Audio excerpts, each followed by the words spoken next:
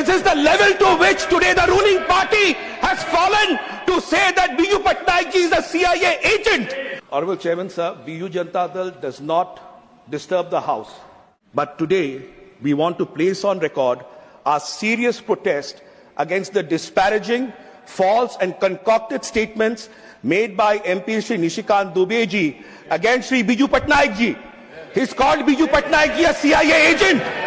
This is the level to which today the ruling party has fallen to say that Biju Patnaik ji is a CIA agent. This is utterly shameful.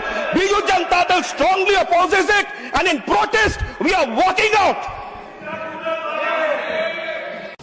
I was surprised to find the outrageous things that Shri Dubey, MP, said about Biju Babu yesterday.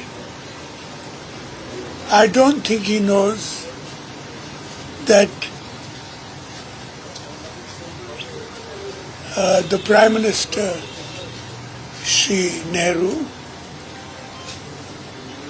put an office next to his in Delhi while Biju Babu was still Chief Minister of Odisha.